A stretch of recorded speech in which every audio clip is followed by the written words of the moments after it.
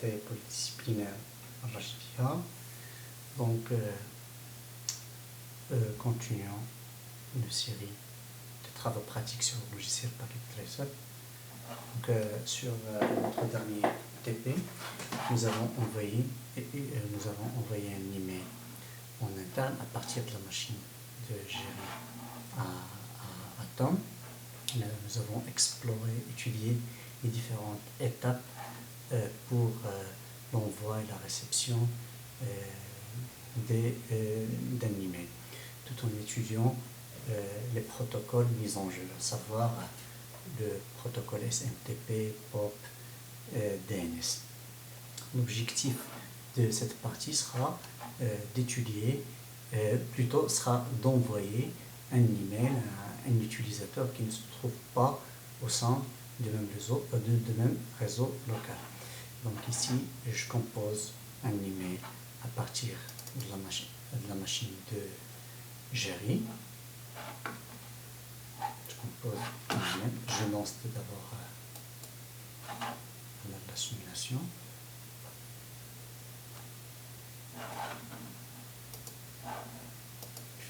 Jerry.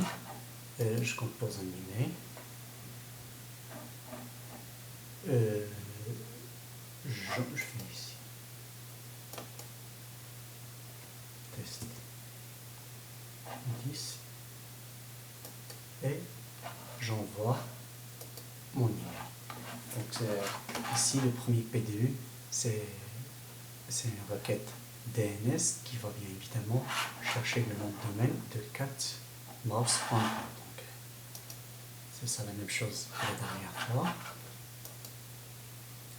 On ouvre les détails de mon protocole data unit.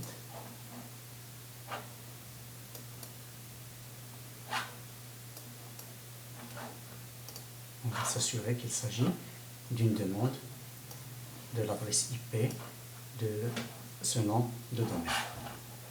Et capture forward. Capture forward.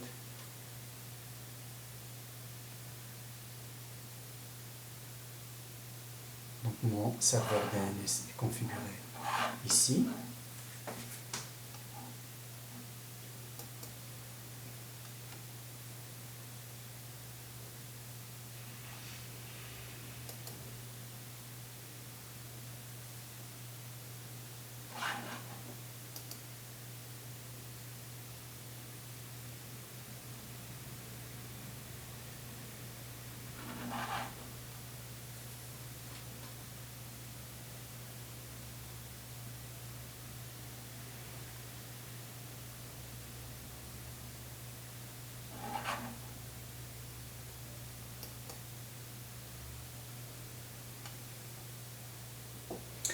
Donc après, j'ai le protocole SMTP. Donc ça, c'est le protocole pour l'envoi de l'email.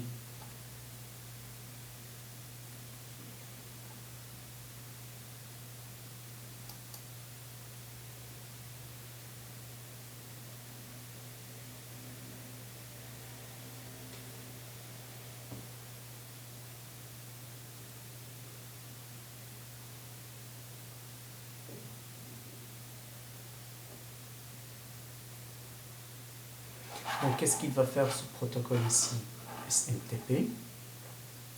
Donc, ce protocole, il va s'occuper, si vous voulez, plutôt, il va vérifier est-ce que le client fait partie de sa liste des récipients. Est-ce que le client ici, Birthday, fait partie de la liste de ses clients? Concernant le nom de domaine de hack.com, je l'ai déjà configuré ici au sein de mon serveur DNS, mais le client, elle est configurée ici dans ce serveur email. Donc une fois il ne va pas vérifier ça, donc en utilisant le mail transfer agent, le serveur mail va pas délivrer, comme la dernière fois, il va pas délivrer à Mail Deliverance Agent. Mais qu'est-ce qu'il va faire? Il va utiliser le protocole SMTP, il va passer par le switch, il va envoyer ça à ce serveur email. Donc j'ai configuré l'adresse DNS ici, et nom de domaine acm.com. Donc qu'est-ce qu'il va faire ici? Le protocole SMTP, il va se poser la même question: est-ce que le client Birdie fait partie de ma liste des récipients? Il va trouver qu'il fait bien partie de la liste des récipients, donc il va envoyer, en utilisant le SMTP, une confirmation ici à ce serveur, qui va garder le mail ici dans le serveur. Il va attendre à ce que le client Birdie initie ou bien ouvre sa boîte email ici, et il va consulter sa boîte email. En ce moment, ce client, il va envoyer un protocole POP pour déplacer le contenu du mail à la machine Birdie. Je ne sais pas pourquoi ici la capture est, voilà, donc c'est un peu lente, mais c'est ça grosso modo ce qui va se passer. C'est toujours le même principe. J'utilise un mail user agent pour composer, un protocole SMTP pour l'envoi du mail. Si le client figure parmi la liste des comptes configurés sur l'email, donc le mail transfer agent passe ou bien délivre un mail delivery agent.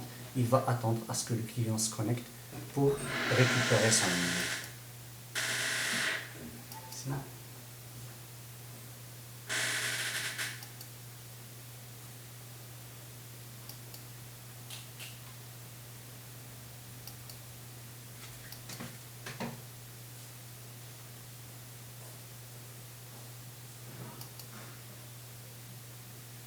C'est ça.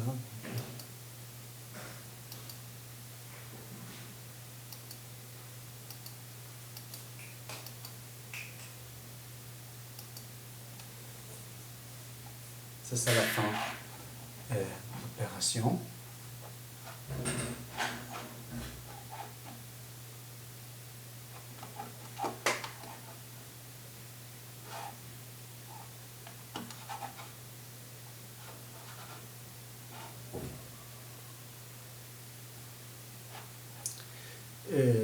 Donc j'arrête la vidéo, et pour la réception du mail, je vais lancer une autre vidéo pour visualiser, si vous voulez, les étapes de la réception du mail.